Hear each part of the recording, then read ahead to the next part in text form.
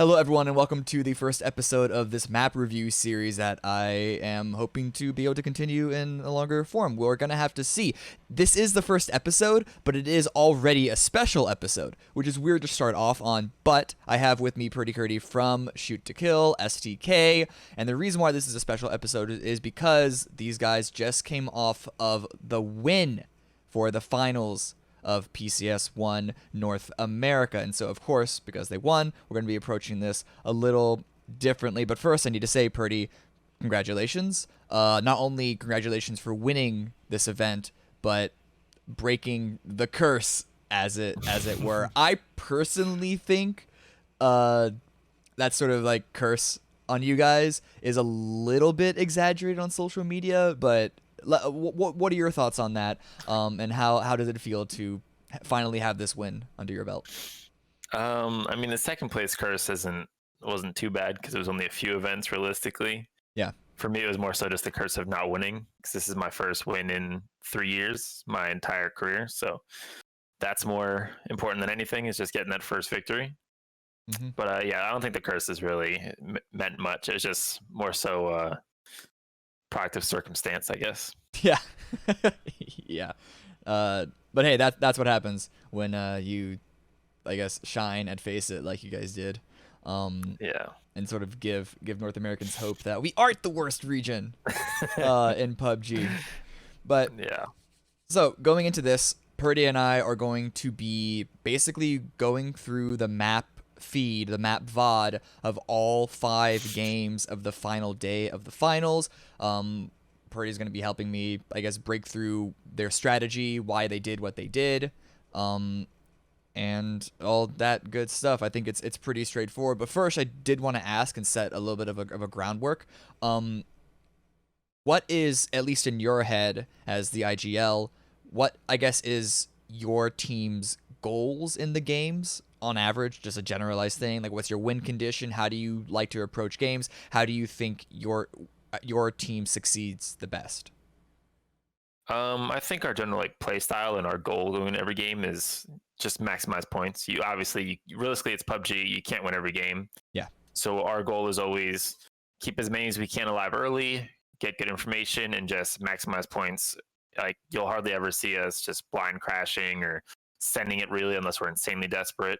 But mostly if we realize there's no way in, we're just going to try and maximize our points and fight on our edge. And I think that's a big reason why we're usually number 1 in kills for the most part.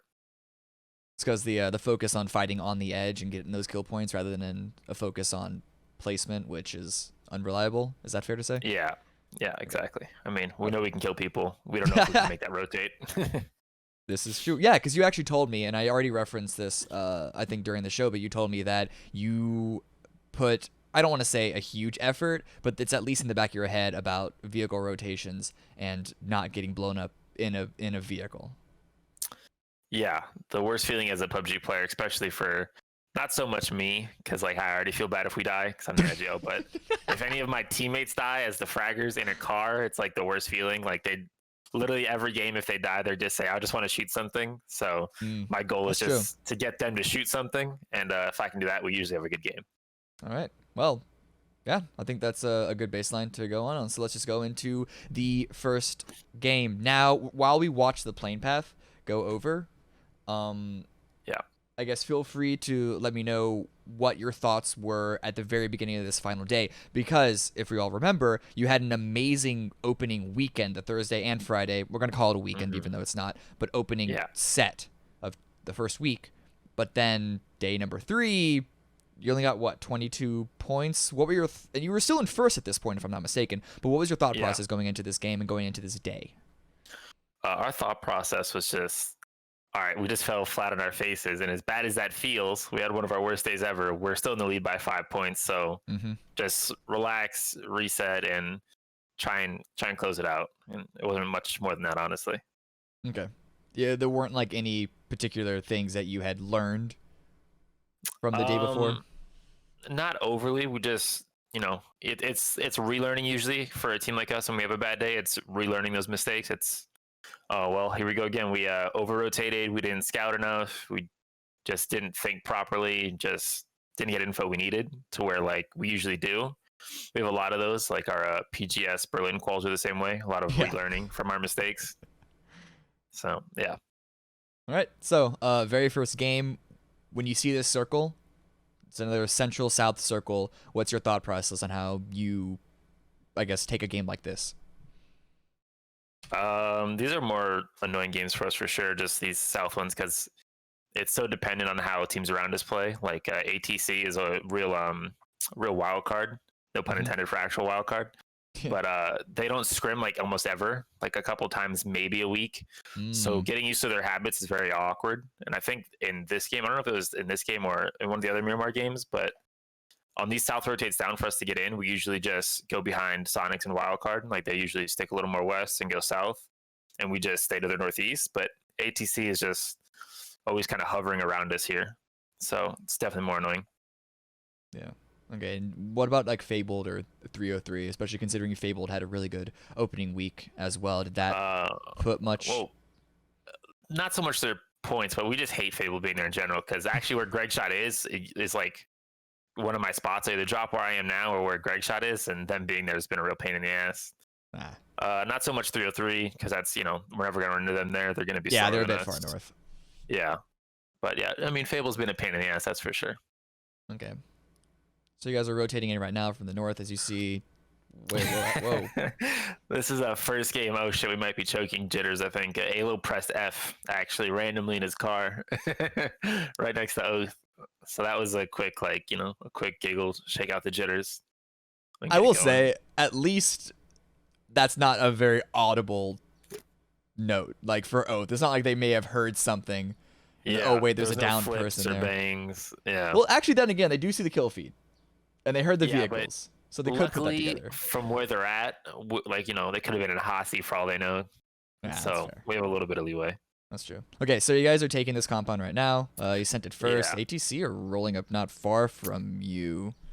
Yeah, again, usually we go more to where ATC is, but in the previous games they've been annoying, so we just stick to a little more east here, which ended up working for us in the long run. But yeah, we usually don't play into this spot as much. We like ATC's spot where Mero is right now just because of the control. Okay. It's much more info for us. Yeah, because this is a little bit on the low ground, isn't it? Yeah. Yeah, we're basically putting ourselves in a spot to where we can lose cars and kind of just get shot in the back, which is rough, like for Uncivil there. Uncivil and Alo, I think they end up... they don't lose a car yet, but I think they end up losing one in the next take, which is always rough. I'm going to pause it real quick because first I wanted to mention you and Luke do go to a different compound. Is that compound just in isolation better than the one that Civ and Alo are left at? From what you're saying, it sounds like it is. Yeah, it's a bit better. I mean, it's not the best in the world, but it gives us just more info in zone, and it gives us a foothold into zone. Because if this goes west or south, I mean, at least we have info and can backfill very easily from where we're at. Okay. But this split that you guys have right now, and you, STK, I think, is one of the teams, at least for the finals, that has utilized split holds in the early game more than anything else. And I don't remember you guys being terribly punished by them. But what's your general mindset when you go into holding a wide area like this rather than all four in one compound? It's just greed is good, basically. As much info as we can get early. Yeah, and I always feel like I'm not a big fan of crashing myself. Like I'm not a no send it type of player at all. So I feel like if somebody's gonna crash us, especially our Calibro players, like if somebody's crashing Civ and Alo, they have the complete advantage that I think they'll 2v4 them on the crash just because before anybody gets out of a car, there should be 2 knocked. Yeah. So I feel like splits for us, especially circle 1 and 2, are very easy to 2-2, especially in this where we can kind of help each other. We're not that far. Yeah, because obviously it depends on the sightlines between them. And if I'm not mistaken, it's basically one big giant field. But circle 2 happens. As you mentioned, you took that compound and the second compound because if it shifted south or west, but it did neither. It's central, a little bit towards the east, a little bit towards the north, but you could call it mostly to the east because that water at the south sort of raised where the first circle, the playable area of the first circle was anyway. But what was your thought process once this circle shift happened? as soon as we saw this circle, I mean, this almost always just goes west, southwest, especially for the later game. It's got to shift Mm, off those rocks in Leonis. The east side of yeah. Leonis has to shift off. So we know if it goes hard south, we're great 4-man where we are, where me and Luke were, because we can just go south and backfill again. We can play across the road. And if it goes hard north, we're in a good spot to play late out of anyways. I mean, you guys get crashed here, and you actually get the opening knock against Yeah, Wildcard. So a that good was actually defense there. it was kind of lucky for us because we had our cars on the east side and we were playing pretty quiet, so they thought it was clear. I Mm. think it was Penta who just literally drove to the center of the compound, and it wasn't even like there was no contest. He just died on his bike, and then they drove away. Yeah. Especially it being us, so Wildcard was like, "Oh shit, gotta bail." Yeah, we can't dive that. I mean, hey, you'll take this. You'll take them as lucky as they are. But you guys didn't group up in this all four into one compound. You still have a itty bitty split with Civ and Yeah. Alo there towards the east, and I am torn between how much I'd like those compounds that they grabbed, like just those sort of weird industrial area on the west side of Los Leones. Yeah. But I definitely imagine that it certainly gives you control of the west side. Control of the east side is very difficult because Los Leones exists. Yeah.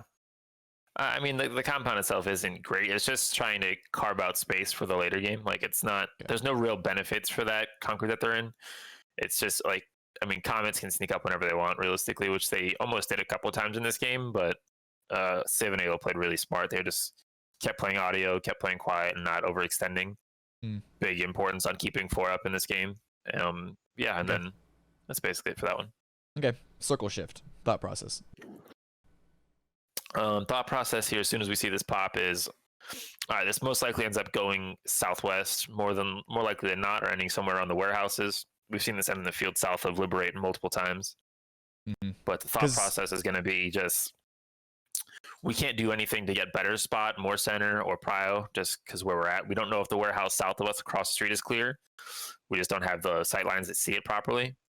Okay. So we're just going to hold our zone and just try and keep clearing out space around us as long as we can. Would that have been if you knew that the warehouses were open though? Do you think you would have taken them?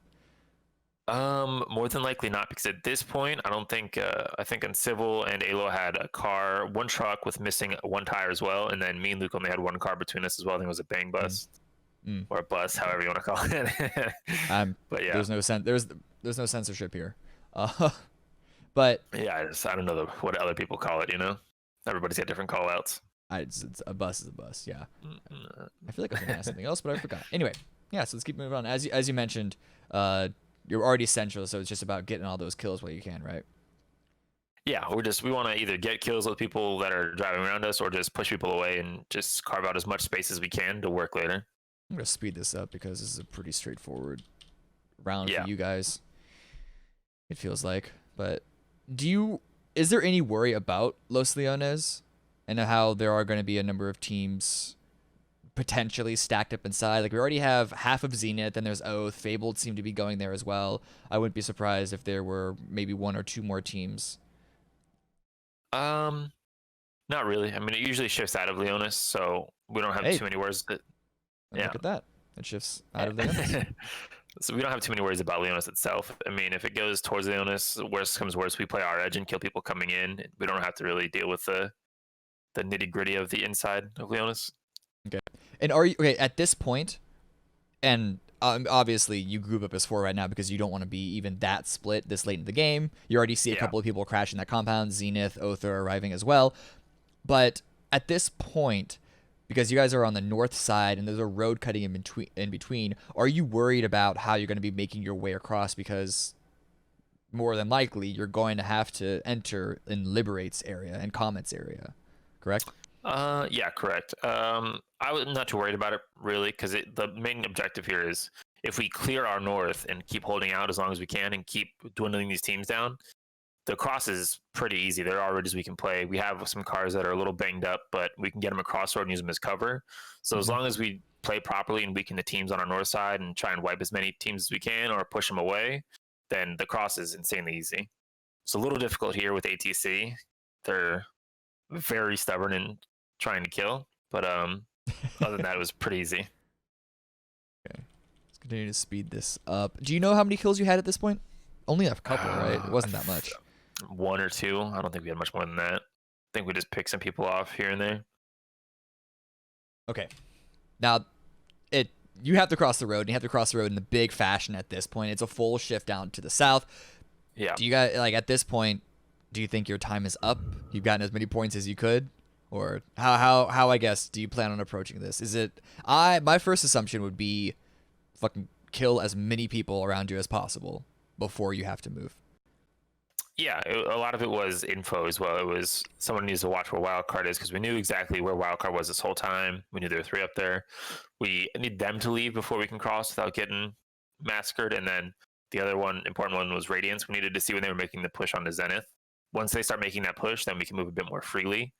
We know ATC isn't going to go anywhere and they're going to be annoying. So try and get a couple across the road if we can, and then we just need to hold them out. And actually, again, they were super stubborn. Yeah, they do move, and they move directly into you guys. Is this more aggressive than you expected? Yeah, definitely. I mean, it was good for both. Like, they had good line of sights to run up to us, and we couldn't overpeak without Liberate just shooting at us nonstop. So it worked out a little bit more in their favor, but we realized it and just tried to bail off. As you can see, I got across early and then yelled at everybody to get to me. I actually missed you crossing. I was so focused on the ATC fight. Totally missed you, but then, of course, Comets are right here. Yeah, this was definitely more aggressive than I thought. I didn't expect Comets to full run in the open and push over like that. Oof, now Uncivil is getting picked apart as well, but next circle shift, relatively central. At this point, this is such a wide open circle. It kind of just becomes a death match, right? Basically, we know the only team that really isn't going to make a big play is going to be Liberate. So we just need to worry about trying to third-party teams on the east if we can, because we know those teams are going to clash. So realistically, it's just setting up and trying to pounce whenever that happens. Okay.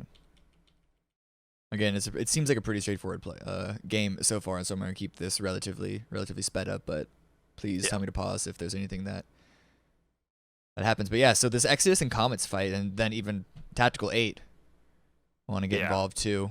Do you think you should have third-partied a little earlier, or you think the timing of when you guys struck, because you waited right until Exodus got totally defeated, so I guess backfill behind them? Is that an appropriate use of that term? Yeah, the main thing here was it was a little slow on the pounce, but it wasn't too bad. Was Uncivil was the one that was trying to get the flank, and it was kind of off of his info, because we don't know exactly where the teams are set up at and where T8 was shooting from. I mean, it's hard. We can't peek over the ridge without Liberate, like, just breathing down our necks. It's true. So it was mostly just getting that first info from Uncivil and keeping an eye on the kill feed, obviously. Once we saw how many were knocked from Comets and Exo got wiped, we just tried to pounce over to finish off Comets. Okay, but now you see that Liberate are pushing onto you guys. Was this a worry for you? Yeah, I mean, already Luke and Uncivil having to back off. You just said that Liberate was the one team that you assumed would not make a big play. Does this count as a big play? Did this catch you off guard? A little bit. I think like where Added and Guabar is decent, but I think Isaac just got a little over aggressive. He's very deep. Yeah. But I mean, we played it properly. Like, as soon as we were keeping eyes on it the whole time. As soon as we saw them get close and heard them get closer, Civ and Luke just immediately played, the proper way. They bounced up north and just held him out and kept shooting him back. While Alo also played extremely, extremely well. T8 had no idea he was there. So he just hid behind a rock and played audio and played off of info. And eventually it worked to our favor, because Alo just sat there and kept getting info and kept commenting exactly what they were doing that he could hear. And I think later in this game, about 30 seconds from now, Alo and Luke knocked 2, I think. So it's really, I think Beams and whoever else is with him try to run away, and they get sprayed down a bit and mollied out. What about this circle, though? How does that impact how you guys are going to play this? You still basically have to kill Tactical 8 and Liberate if they stay around no matter what. So we know Liberate's backing off because they lost one and they were just getting shot away. So this just comes down to Alo and his info. And as soon as we know T8's the last team standing on the side, so if we can weaken them, then we can play into zone. So these knocks here are extremely vital. I'm remembering what comes next, though. Yeah, no, so am I.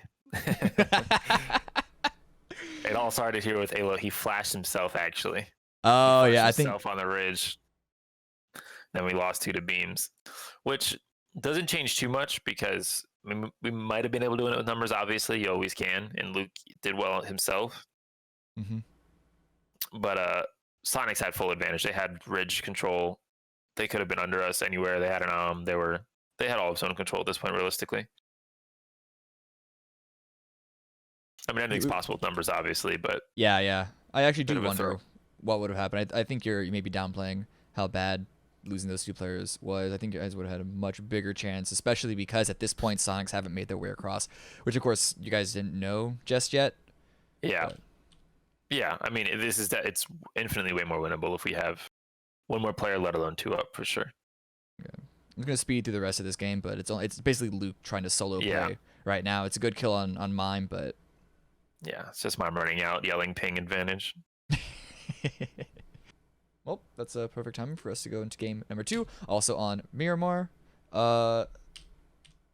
Anything change about your mindset going into this second game after you got second on the first one? Did that second place sort of lift a lot of weight off your shoulders of the last day choke?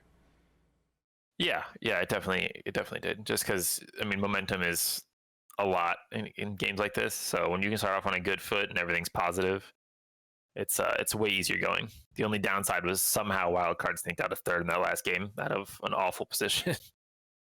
That's true. So this circle, you guys aren't even landed yet. I'm gonna let the VOD play while you do land. Just slow down a little bit. But with this circle, how do you want to approach this one compared to the previous one? This circle, again, ATC, little unknown, but we were starting to figure them out at this point. Okay. And Wildcard, we know what they like to prio. Obviously, we've played against them for a while, especially Keenan. So we know they're going to go west, and they're going to go for more center positions. So our goal here was just to backfill Wildcard and get as much info as we can, basically from their looting spots. So we know they're going to go semi-early. They're going to get cars, just go west. Well, then we just backfill their spots, get as much info as we can pre-pop from as many high ground spots as we can. At what point because the most notorious thing about this circle in particular, even though it's already circle number 1, at what point do you start already consider the unplayable and how it affects so many shifts on the Monte Nuevo area? You think about it from circle 1. You really, I mean, you don't think about it as like this is where we're going to play endgame, but you think about it as there's this many circles that can happen realistically. Like, you're either going to get a Northeast Monte circle, or you're going to get like a Chuma circle, or possibly a far west, like Southwest Monte circle. So you don't have a ton of options usually. Okay. You're not really going to play around Valley much unless you're just playing for the wide rotate. Yeah. And the same thing about north of Picado, you're not playing there unless you're just playing to rotate off of pop. Does that make backfilling difficult though? Because that's already fewer options since you're having to follow up other teams and what their choices were. Yeah, definitely. I think a big part of it, like for us, is just for a circle here. Like we know we're not okay. Well, we shouldn't get the shift. This game was. We'll get to it later, but we shouldn't get the shift where Uncivil is. So we're just playing for info on pop. Okay. Did you know that Wildcard were in their position? Just first off, their sharp shot penta. Okay. Yeah. We didn't know their exact split. We didn't know that they were split with where Jazz is exactly, because they usually like where 303 are, or they like the colors southwest of it. But we knew that they were in the warehouse compound. Yeah. Okay. But you took this power grid peninsula as a backfill play for high ground information. Once you get this shift, how does that affect your goal? Well, you see the shift, you think it's probably going to go somewhere around where Sonics are right now. Yep. Realistically. Usually, or it's going to go hard like around ATC. So our goal was just to get lower ground actually and take the compound that Wildcard had, because we saw them leave it. Okay. So we're just going to 2-2. Luke and Civ are going to get information on the west and south from their side, and we're going to get information on our south and deep southeast for either pop. So it's either going to go southeast or west, and we should have info on basically everybody we can in this area. Okay. Like our spots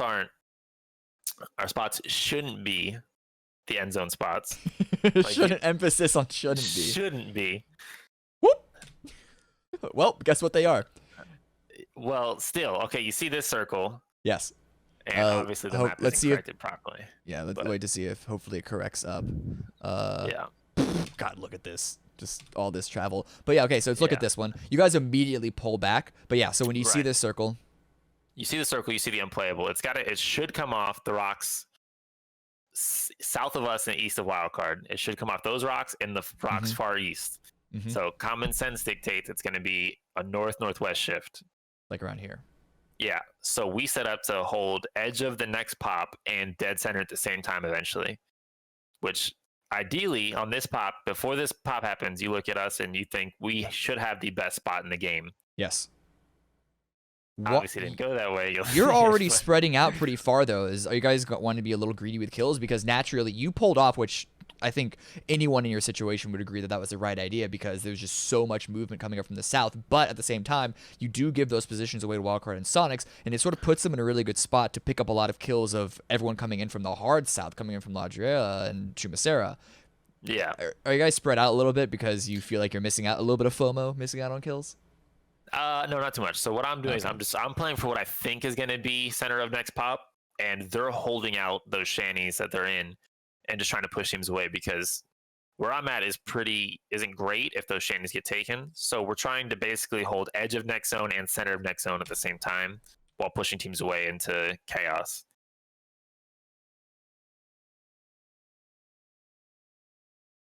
A lot of movement is finishing up right now. Yeah. But yeah, so this should be, I mean, you're right. We're all looking at this one. It should go to the north, but whoop. It does not. It does not. I don't know if it was possible to get all of the unplayable out, but it just flat out left this entire rock face inside. If I'm not mistaken, correct me if I'm wrong, but the mechanics on how this works is that the game does not look at every available center position.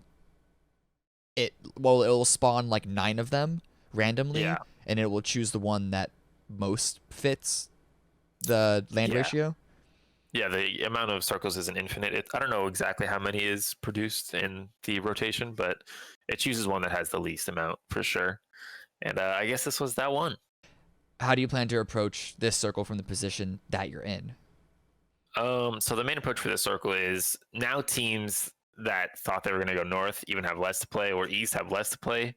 So I'm going to give up that shack, because that shack does nothing for us at this point. It just gives us more zone, which we can take later if we hold our edge properly. Okay. So let's go hold our edge, our deep east edge, and just try and kill anybody coming into this side, which is unlucky, but I don't think they catch it on stream. I'm not sure. But I actually crashed here as soon as I got into the compound. So I was just doing nothing for a while. Yeah. So as you can see, I'm just literally doing nothing, which was very awkward because they're panic coming about a fight and people pushing, and I'm just like loading in, just loading in here. There you are. You're good. But at least I get back right in. I think I hit bail with a nade like within 20 seconds of me getting in. So, of course you do. There it is. Yeah. So, but you guys are pushing pretty hard on the east side. You're not even just holding them out. You're like trying to aggressively keep them out of the zone. Yeah, and then we misplayed a little bit. We lost on Civil here on the run back, which was pretty unlucky. Misplay how? We didn't know that Zen was. I mean, I think his pathing could have been better getting back to the compound. I think he swung. Okay. I think he might have been going for the crate. I'm not sure. I don't know what he was. Yeah, that looks it actually. Yeah, I'd have to ask him again, because it's been far and few between thoughts and emotions about his game in this. But obviously his pathing should have been more towards the compound. I think what he was doing before that was he was calm to go make sure nobody's coming in north. So losing him is pretty rough. And then we also didn't know that Zen was coming in from that side. Yeah. I mean, you end up wiping Zen in the end. Do you remember how many kills you have at this point? Maybe like 5? I don't think we had that many. I think we had 3. Okay. It was pretty slow rolling. And then once we lose Luke here to reload, actually, which is pretty rough. But then we clean him up at least. And then at this point, we see this circle. Yeah. Nothing north is playable anymore for us. We know Ill's been there. They've been there since Circle 2 when I was over there. So we know that there's nothing for us to play over there other than rotating and taking a fight, which we don't have cars for set up. We can't run that. So our mindset here is this is one of the games where, okay, it's not winnable. This game is no longer winnable for us in any facet. So go to the high ground, as high as we can literally go, and just get any kill points we can in the fields. And that's what we tried to do at the end. Kills. Yeah. We had a bit of misinformation here as well. We thought Fable was less than they were, so we didn't realize Greg was still in the shack, which could have been another point for us here. But think we picked up a couple, and I think we had like 7 kills this game. It was like a 6th place or something like that. So it wasn't the worst considering. And of course, I think this is the one wild card ends up winning. So that's always sixth place with 7 kills, which, just other than wild card winning, still a pretty good game. Yeah. If you're not racing, somebody breathing on your neck, that's a good game. But with them winning it, it's like, yeah, that makes that. Yeah, that does make it a little worse. A little worse. Yeah. Okay. So obviously wild card win it. Last Miramar match. How I guess do you entering this both as the final Miramar, but also as you mentioned, wildcard winning it? Does that add pressure to have an even bigger game than usual, or is that something that you guys are sort of able to keep quiet and just approach each game as best as you can, sort of? Just best as we can. I mean, obviously people watching this know the result at this point. They know wildcard won 3 in a row. Yeah. So obviously we didn't think wildcard was going to be that consistent, and we thought that they would falter and it would be easier if we just kept playing consistent and kept getting as many points as we could. Mm-hmm. But they made it very difficult by winning 3 out of 5 games. Yeah. I mean, I don't think anybody going to this tournament expected wildcard to be the team with the most wins in the tournament. That's for sure. No. Okay, but anyway, this circle, it's not the same as the last game, but it's in a similar area. How different of a not early, but an initial rotation is this one compared to game number 2? Because you guys do have a little more compared to the previous game as well.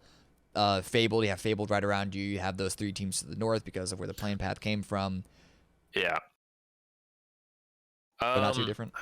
No, not too different. I think we tried to be a little bit faster in this one just because, again, ATC has been more than annoying just in their rotates. I miss Duel being there. Just because, it's when you're not scrimming against somebody and you just don't know, like, you can't look up their habits or their timings. It makes it very rough as an IGL to time things and plan things. But I think we go a little bit early in this game just because we're getting used to them. And we tried to beat them, but I think they were still a thorn in our side. I don't know if it was them or Wildcard this game. I don't remember exactly. But when I rotate up here, it might have been Wildcard. Yeah, they were just here. Yeah, they know. They know where we're going here. They have to. There's no way Keenan doesn't know that that's where we rotate at this point. I don't know why they didn't try and set up a camp more, to be honest. That's one of the most campable rotate spots there is there's a huge dip there that you can't scout driving up to it. Mm-hmm. But we were just happy to get in the zone at this point because a couple of them did shoot at us from the warehouse. Yeah, but then they just kind of just move away, though. Were you worried that you were going to have to enter a really almost sort of catch-22 fight in the early game for a couple of moments there? Yeah, definitely. We made an awkward rotate. It was a very weird drive for us because we went low ground to drive into this zone. It was just we don't want to fight right now. Please just get the fuck out of here and get the zone. But and then this one we don't like to be forced into Leonis. Obviously, you kind of get condensed and lose your cars, and that's actually what happened this game. This game, us and Wildcard both got a lot of very good shifts. Obviously, it ends south of S1 right now, but we got in a bit of a tangle early game. We lost cars here. Yeah, this is a very, very early fight. Was this expected? Do you think? No. Did you guys play this? Do you think Elusive was playing intentionally aggressive because it's near the end of the tournament and they want to get as many points as they can? Maybe. I think it was mostly a product of circumstance. They were looting around Leonis, and we hit a warehouse same time they hit a warehouse without knowing it, and it was just kind of an awkward standoff. He's like, "Oh, there's a guy here," and I'm like, "Oh, there's a guy here," and then we're like, "All right, hide." So I mean, that lasted a while, and then I think Oath actually picked one of them off, and then they slowly backed away south. So I guess Oath was our guardian angels for the early game in this one, I suppose. Whoa. What does the circle shift affect that, though? Because you guys are basically dead center of this circle. Or are you not thinking about that so much because of this standoff? It doesn't really affect how we're playing or anything right now. It's just we're just all right, we have circle. We don't need to force anything in this fight or force drive away or anything like that. We can chill and make sure we don't lose anybody early. There's not much. Obviously, where we're at, all of Oath from where they killed one of S1 earlier and where they are now. Just the warehouses we're playing in is awful for that. They can see in every single corridor, and they're being just thorns in our side all game from this point out. That's true. There's not much unplayable land in this circle, right? There's just a little bit of the rocks east of Los Leones, or is there a secret area that I'm not aware of? It usually does shift off Leonis as well. Like Yes. kind of where Oath is playing right now. It shifts off that pretty frequently. But other than that, I don't think there's really much that it ships off. So besides east, yeah. Okay. And So- the far west, which is Okay, yeah. So, this circle though, what's you already mentioned how Oath were being obnoxious to you guys. You just had that little standoff with Elusive. yeah. Do you plan to move with this circle?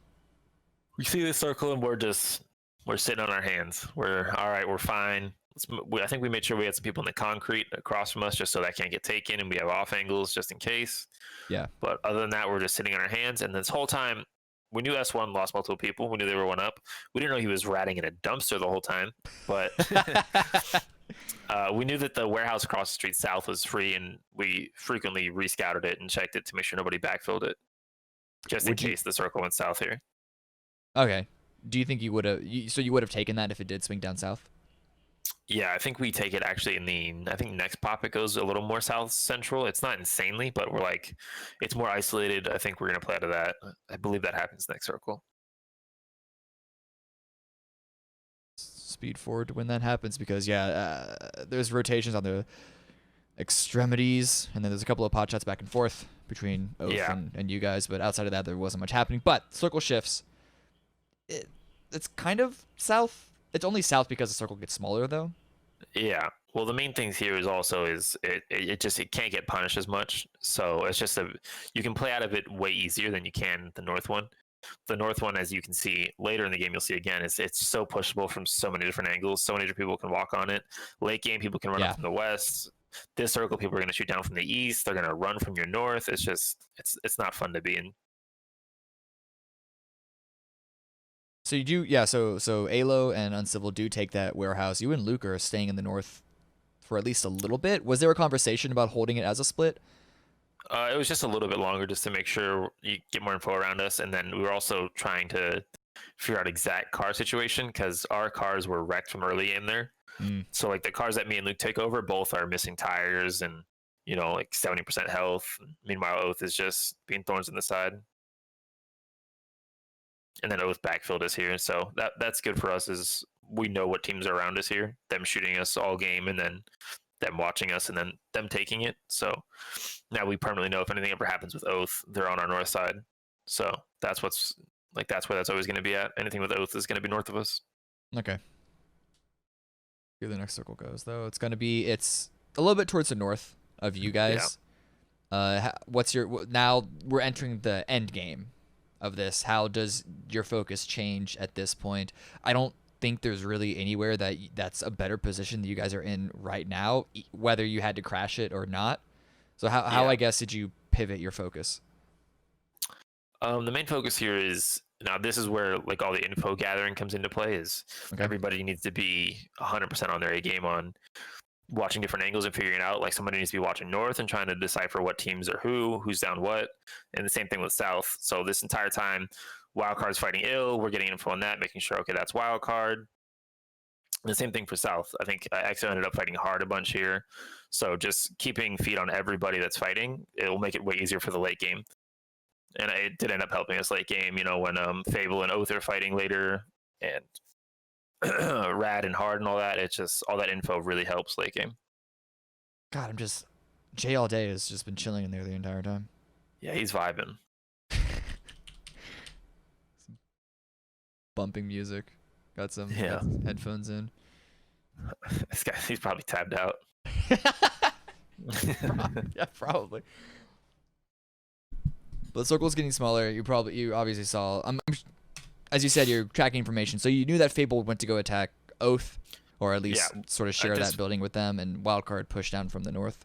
Yeah, we know exactly that Wildcard's up there. It's them. We saw them wipe ill. I think we even knocked one or saw one get knocked as we were shooting him. We know Fable and Oath are in here. We knew Oath lost at least one. we knew it was hard on the south because I think they wiped EXO at this point. Mm-hmm. And yeah, we knew 303 was on the far west northwest because we saw them fighting Sonics. I think that was like the sum of our info. I don't think we knew Radiance was on this far southwest yet. Mm-hmm.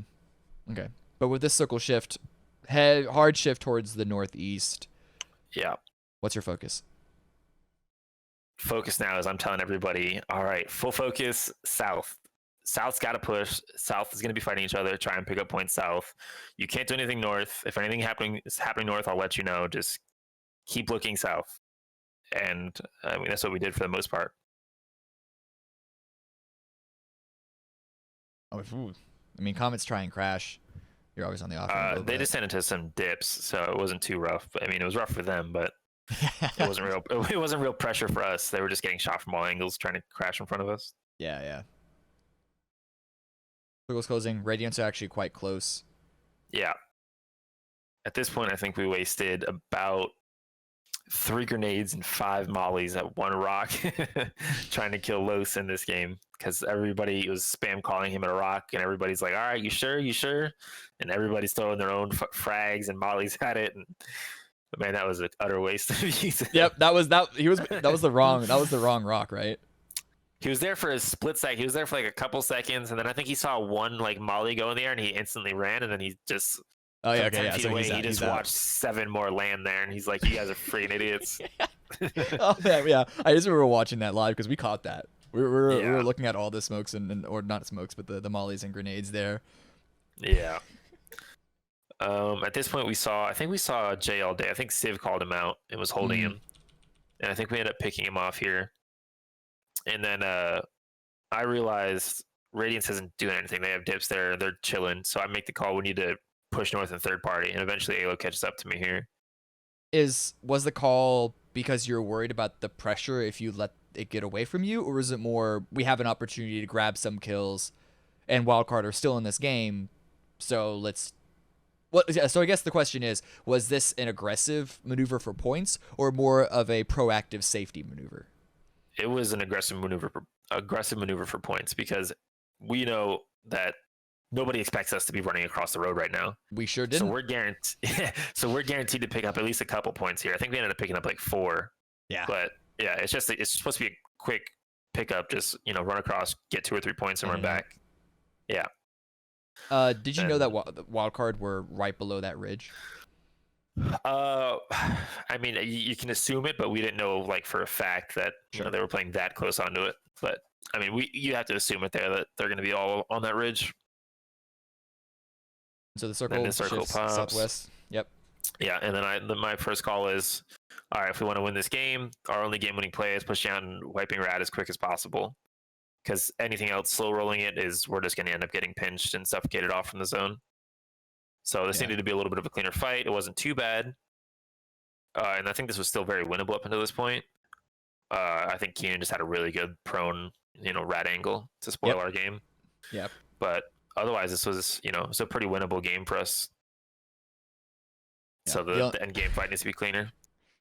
And winnable or not, it also was a good game either way. But again, it was Wildcard that won it. Yeah. I think good win for them. It was yeah. For sure. It wasn't just a sit in a compound when they ran out and kept fragging different teams. They cleared their north, they went out, cleared their west, they went out, cleared their east, they went out, cleared their southwest, and they cleared us. I mean, they played well that game for sure. Okay. And that leads us to game number 4. And if I'm not mistaken, this was going to be one of the shorter reviews of this set. But going into Erangel, short, but yeah. not that short. Not that short. You're right, but yeah. Going into Erangel, how are you approaching this? Not only being the final 2 games, not only being neck and neck with 2 games left against Wildcard, but also just heading into a different map. Is there something unique about Erangel compared to Miramar in this tournament for you guys, or is it just more of the same? It's more of the same for the most part. I think Erangel's actually been our better map recently. Mm-hmm. I guess it's kind of our play style and playing more from the edge because in Miramar we play center more. But I think South George has been a good change for us, and it's been a good learning experience, studying teams like Genji and things like that and how they play out of South George. So kind of adopting what was a better team. You never know now with Gen G, they're not playing too hot, but yeah. learning from some smart players and adopting more things has definitely helped us grow on this map. Okay.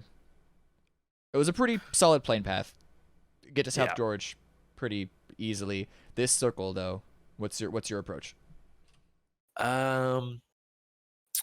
This circle, what we usually are going to want to do here is play into Everest, which is the mountain close to South George. Yep. Basically, the teams around us, especially ATC, you never know what they're going to do. Again, they'll either send it center quick, they'll go slow, they'll play close edge. You never know. Yeah. And then Hard sometimes likes to play up to Everest, but they usually go around highway here in the yellows. So we get Everest somewhat early and just get info if we can. Just get info on pop. If it goes anywhere else, we're just going to rotate slow. Everest is like the best spot on the map to get info. So yeah, as long as we can stay up here and keep getting info. If it goes hard south or hard north, we have free rotates for the most part. Yeah. I mean, you make sure to take that's not ice cream's to the left of that. This one's just God Compound. You take that early before you go over to Everest. Is that just to have a sort of foothold that's more relevant to the circle in terms of positioning? Because Everest it's a good spot for information, as you mentioned, but in terms of this circle, it's kind of irrelevant. Yeah, it's just an info spot, really. And as far as taking the God Compound earlier, it's just it's a spot to quick scout Everest as well. Like, it's my secondary looting spot because I rotate quick. So I go to my normal looting spot, hit the flat top God Compound, and then immediately scout Everest for the next guy to make sure it's clear. That way, you know, he's not dying for free, just assuming it's clear. Yeah. And we can still get our info. And then also, we use it to scout Cube right across the river. So it's a good entryway for both. So I got a guy up to Everest, and then we also scouted across the Cube, and now we have great footholds for a south or north shift. E shifts are a little rough, but sure, but everything else you can't beat them all. As you mentioned, you had the foothold in Cube and Everest. What is this then? Because this stumped us on the broadcast of what you specifically were doing. Well, again, some of these teams you never know. Okay. I didn't even know this was AO. Like, in the game, I thought it was going to be ATC. Not sure why IC Flex is here. But what was your goal of moving, whether or not ill being there, what was the goal of moving out from Cube, especially when the circle was maybe less than a minute of closing? The theory here is to take basically where he is and scout where his teammates are to make sure if it's taken or not. And then we can also scout north side of Roz and stuff like that from his spot. So, especially them being the Severny team, it doesn't make a lot of sense him being around there. ATC, it makes a little bit of sense because they just like send it center and kind of play off the edge at the same time. But yeah, it was just an info spot, and luckily I got out alive. This circle shift, probably the worst case scenario for you guys. Yeah. What? So the train of thought here is it's most likely going to be a southeast shift. 9 times out of 10, it's going to go somewhere southeast because of the water. Yeah, and it would have to be another hard northwest shift for it to go northwest. But that being said, we don't have anything to prio southeast or east, so we might as well go north and take some sort of priority on that side of the map. Okay. Worst comes to worst, we don't get the shift, which we shouldn't most times. If we do, we're in one of the best spots in the game. But if we don't, then we just rotate farther out east and play into it. So one of the biggest critiques against you guys, because at this point, this event was no longer about all 16 teams. It was about you and Wildcard, because you were so neck and neck leading up into this. And so all eyes were on both these squads. Obviously, Wildcard are in a great position off of this shift. The biggest critique against you guys was how slow you took this rotation. Well, again, we operate heavily off of info, and we don't want to assume. So every spot that made it slow in this before this pop was we're going to one spot, getting info to make sure another scout spot is clear, scout from there, scout from there, scout from there. Because again, that north side that we're playing for shouldn't be like hard contested. Like, you can see, we're in decent spots if it's a north shift. Yeah, like we have 40% of the zone on the north side for free if it is that way, and that's just making sure we didn't lose anybody early. Because again, it's only second circle. There's no reason for us to send it somewhere center north because it's most likely not going to be the shift anyways. So slow info, carve out your zone. Okay. And this shift, I'm going to keep it playing while you talk because it Yeah. seems to be the same This general shift plan. It's definitely going to go windows. towards wild Yep. card. Yeah, it's going towards wild card 100%. So we know that it's going to go south, and we're setting up here. We go east, just like we pre-planned. If we don't get that north shift, get info from here. So we're just playing this and getting as much info as we can on everything, seeing who could be split, what's taken, what's not taken, if there's people in the dips, trying to get info on Yaz, things like that. What? But you know that you're going to have to leave your area at some point.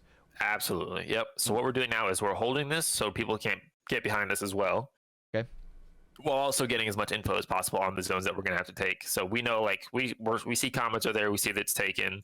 We see people at gas station where Radiants are.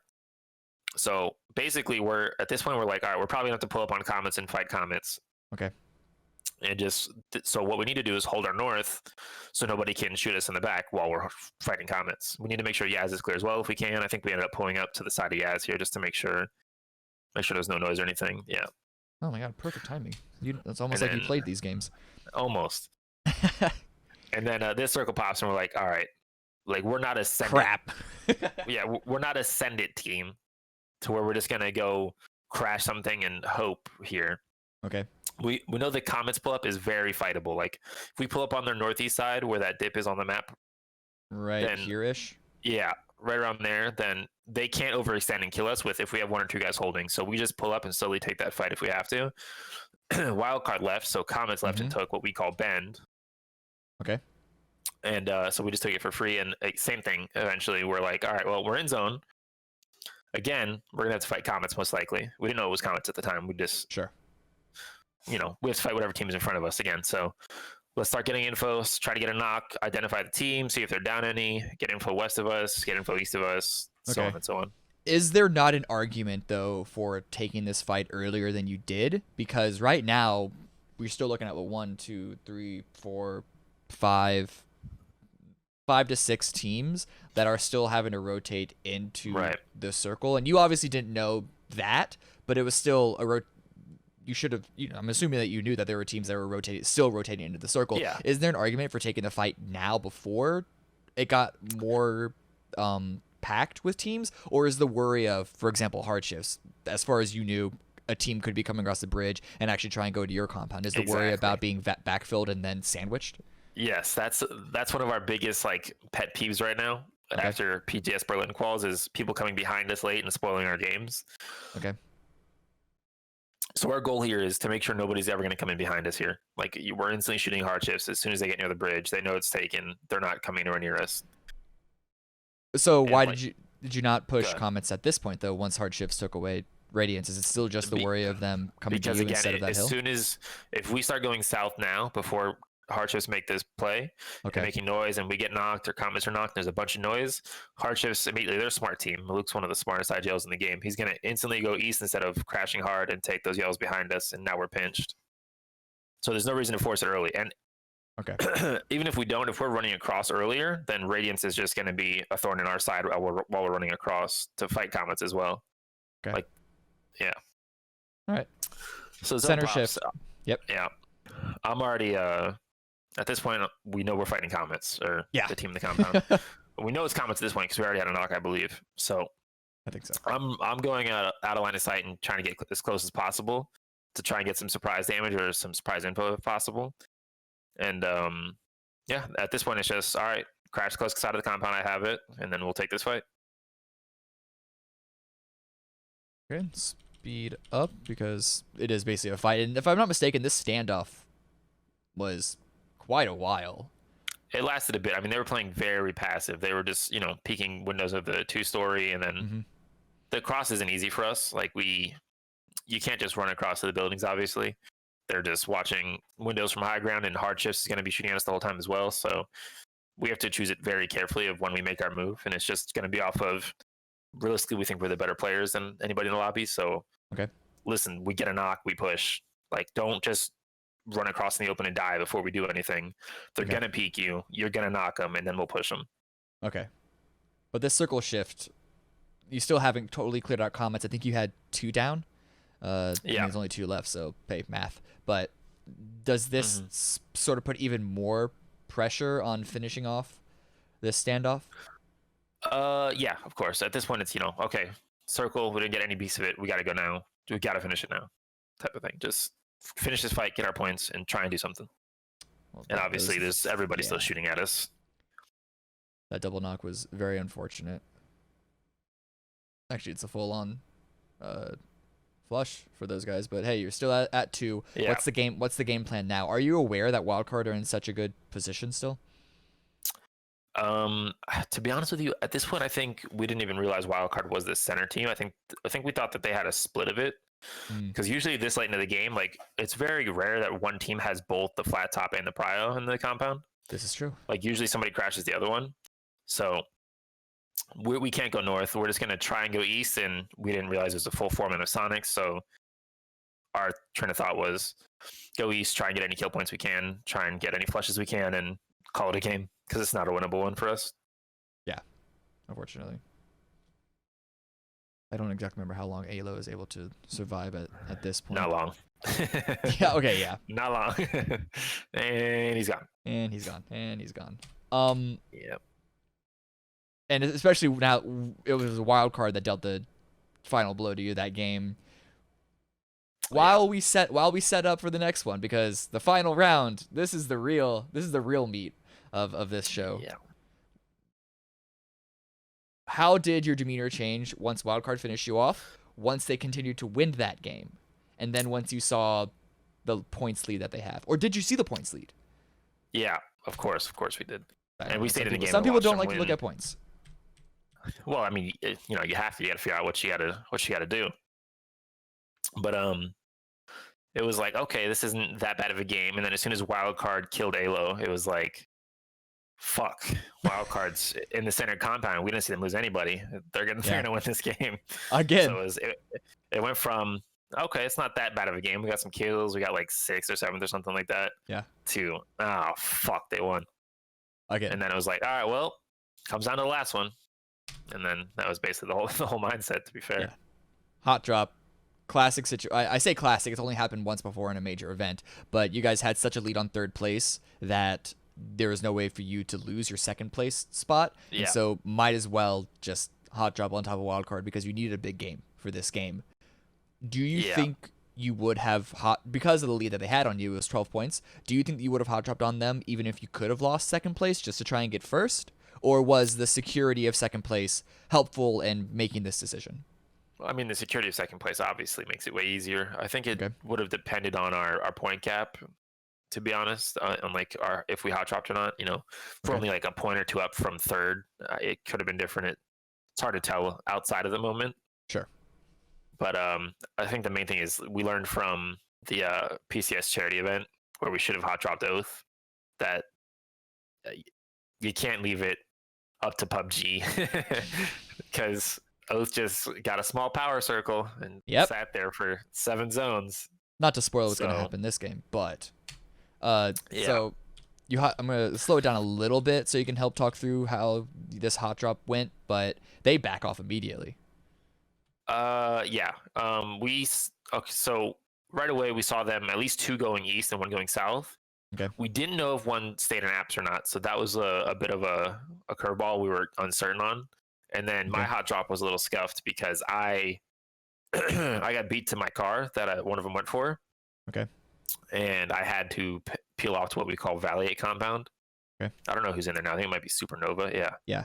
So I was like, oh, well, I have my own 1v1 with somebody that's not wild card, so this is real awkward. But luckily, after a little bit of loot and some stalling, he left. And then immediately we switched back on to, all right, where the hell's wildcard at? What's going on? Okay. Where are they at? Where are we at? What cars do we have? What's going on? Okay. And the comms are mostly Luke, like, there's 2 over here. They're popping on my tires because they pop like 2 or 3 vehicles of his. They just, instead of leaving and playing the game, they just kept popping tires and kept messing with Luke. And I think it ended up biting him in the ass, obviously. Like, again, you can see them driving around to look for more tires to pop. They're just shooting at tires all game. And at this point, I'm like, all right, I'm going to come pick you up, Ayla, and we're going to go cut off the rotation because they're going to leave out north. And then, luckily, Ayla's nuts and beat him off the bike. So, I mean, it worked out to, as soon as we got that kill, we're like, oh, shit. Well, they're completely off their cuff now. Yeah. Because, I mean, I think Penta's one of the better fraggers in the game right now. Mm-hmm. So to take him away from their team early is that's like insane for us. Take as them, like that has to take so much confidence away from them. Like it's like somebody killing Luke early for us or something, you know? Yeah. Like they're like immediately their mindset is different. But they're still in the game, and they still have that 12-point lead. Well, now down to 11 points because you got that kill. Yeah. And there's no way that it is suicide to sort of chase them at this point just to try and wipe them out early, because as long as they run from you, then that's their win condition. I'm assuming this moment, after you got Penta and the rest of Wildcard drove away, that your attention shifted. Tell me about this circle. What was your game plan from this point on? Now the hot drop wasn't unsuccessful, but it wasn't a full wipe. Well, immediately, like you said, it's okay. Wildcard's gone. We have to play like normal now. We weaken their game. They're off their game. We have to play our game now and just try and get some points. Now, the other curveball was we don't play out of center or school on a angle at all. Okay. So, rotations on the fly. The only thing that we really know about this is Sonics like to do the same thing. We didn't plan for it completely, but as soon as we saw him, we knew it was Sonics. Sonics like to go shelter and then up to lumber towards the Wizards. So we beat them there. Luckily, they were slower than usual this game. It felt like they've been slower. They've been slower than usual in general, actually. Yeah, a lot of their game plan is switch from dive center to we're going to move somewhat quickly, not insanely, and just kind of get control spots. Not really hope for circle spots. Mm. And again, we beat them here. It's a surprise for them, obviously. They walk into us and we get a couple free knocks, and then we trade out Alo, get Mime, and then Shrimsy just leaves, and there's not much he can do. He was just kind of pinched. And then so here we know it's 8 points. We need 8 more points. Like I was counting from the get go. We're counting. I'm like, all right, boom, boom, boom, 1, 2, 3. All right, we need 8 more. Slow it down, reset, keep playing our game. Only 8 more points. It's nothing. Okay. But this circle continues to shift towards Milta Power. You guys are historically not great on these circles, and granted, South Georgia Pole is awful for this circle anyway. So that's not to say that U.S. players are weak in this peninsula. But surely it's the final game. You need those points. I'm assuming a couple of flashbacks to Charity against Oath. Was the zone adding a lot of pressure to this moment, along with the fact that you still needed 8 more kills? Not too much, to be honest. Okay. Because I don't really look at this zone and go, "Oh, we're gonna win this game." That's not a thought in my mind at all, to be honest. No. It's Oath should have this game, but we could get second or third on kill points and maybe a couple placement points. So again, it's just all right. Well, we're not gonna go get an insanely center spot. So let's just try and play our close edge, maybe get in a little bit and just keep clearing out points and trying to close that gap. Okay. You make it sound like that you just needed a straightforward game to close that gap, though. You needed 12 points, and Wildcard were not out of it just yet. So, but like there is, you guys fought a bunch. No spoiler, but you guys fought a lot of teams in this game, and that's something that you don't often see, even an aggressive team like you guys do. Yeah. Well, you just missed as well. Is Wildcard just picked up 2 more points, so that made it a little uneasy as well. They did. Is Wildcard pick up 2 points on Radiance, and now so we're back to like, all right, fuck, we need 10 again. Yep. But before, we're rolling. It's only 8 all of a sudden before, and now it's like, all right, some of the momentum slows down because you're like, all right, they back up to 10. But yeah, I mean, especially where we are, like these type of zones, it's not insane pressure because there's going to be a dozen different type of fights you can take in this lumber yard. There's always points to, like, you're not just going to be stuck in a field just dying from all angles. You're going to be fighting on foot, and you have the chance to get those points if you can play properly. Okay. So now this circle shift goes towards the heavy south as far as the playable land is concerned, and you knew Tactical 8 were right below you. Walk me through this. Well, we didn't know where Beams was. So we knew T8 was west, but we didn't know Beams was up here till basically I whiffed on Beams a bit, and then he knocks me. And then we're like, okay, so they're split. They're up here. And at this point, I think everybody thought I was dead. Yeah, I should have been dead. you should have. I should have been dead. But yeah, and then it just came out to stalling. Luke and Alo are both just putting down pressure. Civ is making the appearance that we're flanking, which instantly makes them, peel back and look for the flank. And it gives me a window to crawl back to Alo and get rezzed here, which is obviously huge. Yes. And then once they realized they didn't get that bleed out, they're like, all right, well, we don't really have much to do right now. So they just went and took center. Well, not center, but they took in front of us. Yeah. And you knew that they rotated that way. Did you know that they hit that particular spot? Yeah, we knew exactly the yellows there because we just heard them driving and stop on them, so it was pretty easy info. But those are awful to push into. So yeah, we're already playing for the east for the most part, and then this circle pops and it's all right. Well, we don't have much to do, so let's try and go kill east. Try and take the yellow control because nobody's peeking the yellows right now. Nobody has the yellows control in the east, but there are guys on the ridges that we spotted. So let's go take that fight and then try and take the yellows. Let's get those kills. Let's go to Lumberyard and team deathmatch time. Let's go. You guys push as a group of 4, and it's, if I'm not mistaken, a pretty good fight. Yeah, I think one of us got knocked. I think I get knocked later by like T8 or something after the fight's like finished, but I think that's it. You guys get knocked a lot, but not a single confirmed kill. But we can touch back on that towards the end, I suppose, because right now here was sort of the old western. We got the what is it? The tumbleweed moving between you guys. The standoff, at least for the audience, because obviously we don't know exactly what you guys know. We had no idea they were there. That's what I assumed. Was there? But let's just pretend that it was a different team there, not necessarily a wild card. You guys have to make a choice from this position: is to go east or south. I'm assuming you guys went south because that's people to kill. Yeah, I mean, I think in general, south is the play here. Like, there's nothing to play into east. There's some rocks that should already be taken, and if not, the yellows are going to shoot down on you. So it's just not a good longevity play. It might be some points, but the longevity just isn't smart there. If we can go south and win this fight with T8, then it's going to be way better for us in the long term.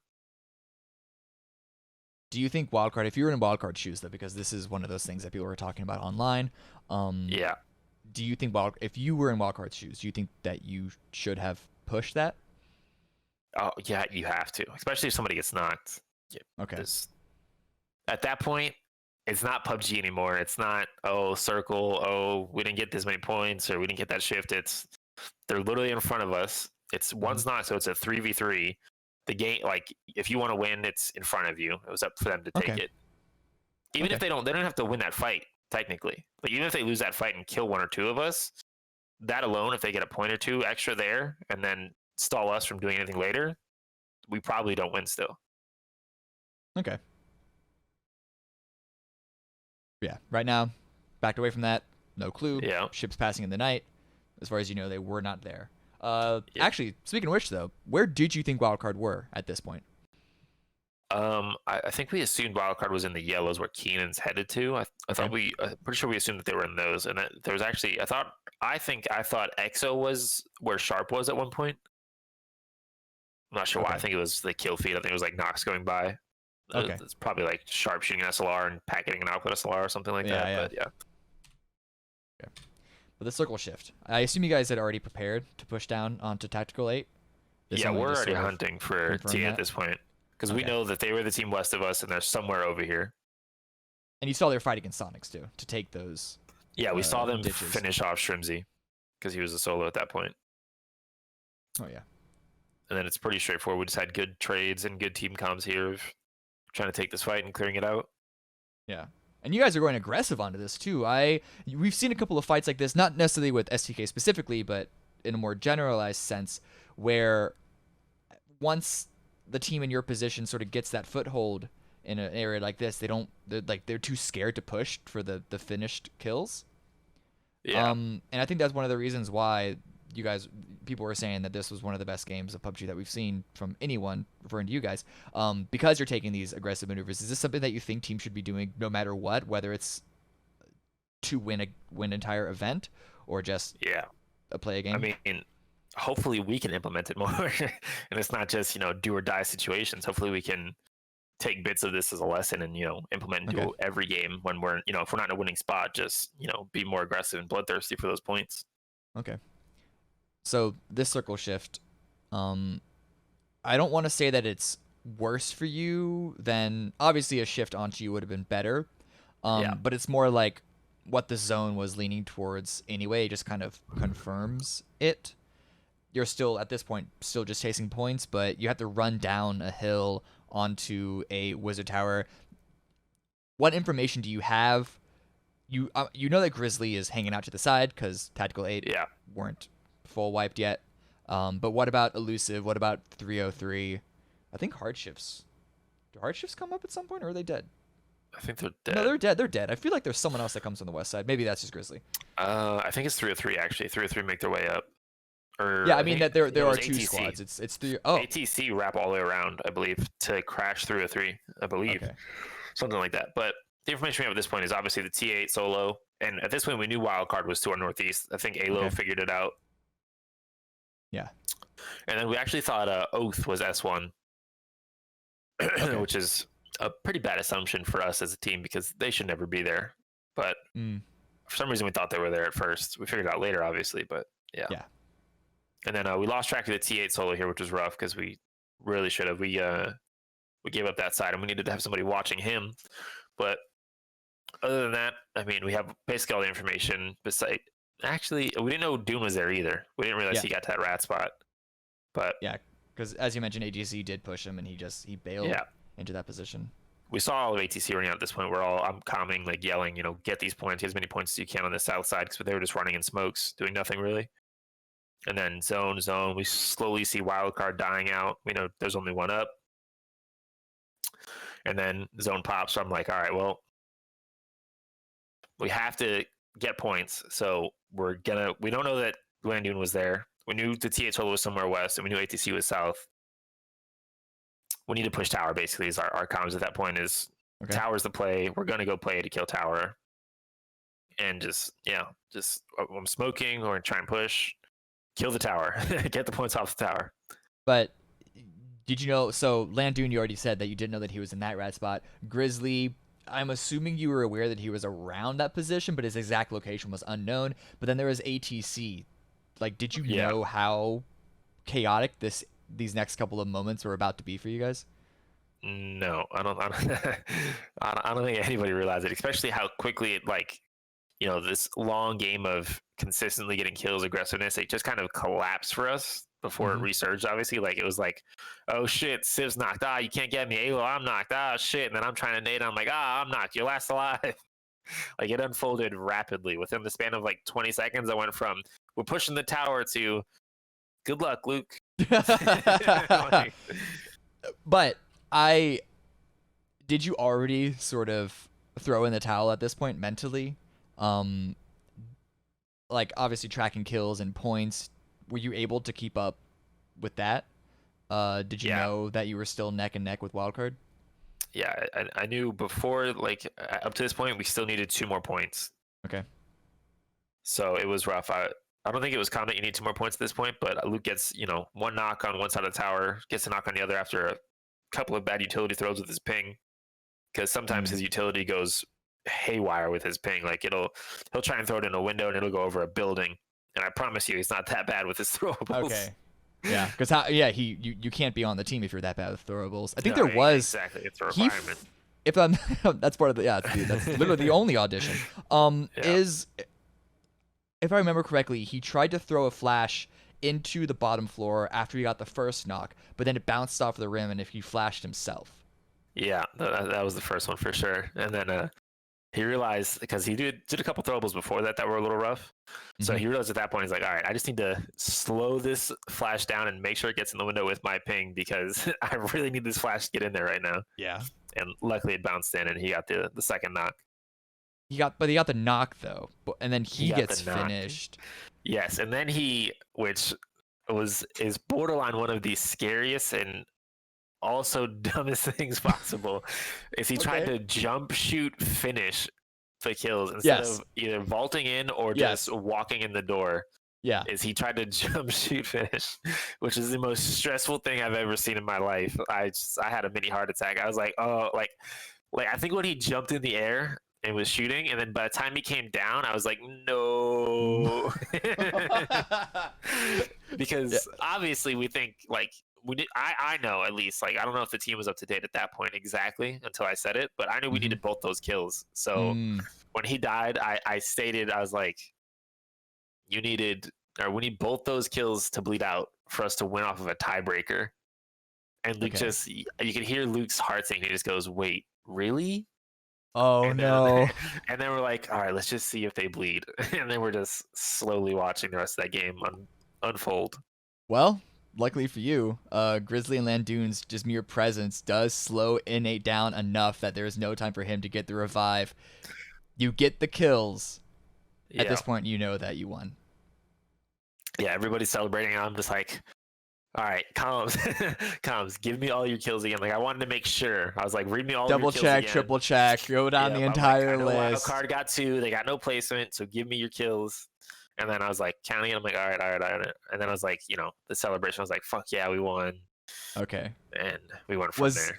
there wasn't and you were sure with your math there was no Yeah, voice in there. It's like, oh, what if we missed something? no, I was sure. I still wanted to see it, but I was sure. Yes. Yes. Okay. And then as soon as like maybe 20 seconds or so went by, then like I think Hypoc messaged me and he's like, "Do you want me to spoil the score for you?" And I was just like, "Fuck you! I already know we won." And then he's So, gonna yeah. dot in return. Basically. Yeah. Ugh. Okay, yeah, that's it. This is the final game, and we don't need to bother watching to the rest because it's irrelevant to you guys at this point. Yeah. Again, congratulations for finally winning something. Thank you. No, but really, congratulations. There is, of course, a really big reason why STK are as popular as they are, why they got all of those pick'ems. I don't know if Heroes Champ is the appropriate word yet, but I don't know. It's something we can look at, right? Yeah. Definitely. Okay. Oh, I'm Well, just glad. I mean, the fact that we didn't let over 120,000 people down was very relieving yeah. because that was hurtful last time at PGC when we flopped, and there was only like maybe I don't remember the exact number. It was like 40 to 70,000 somewhere in there, Mm. and that was enough heartbreak. But Oh yeah, with 120,000, yeah, I'm sure. yeah, and like the second most voted team in any region is. I was like, oh fuck, we better win. Okay. So yeah, thank you once again for joining me with this. I hope you had a good time. And for you viewers, everyone watching this, I hope that you learned a lot.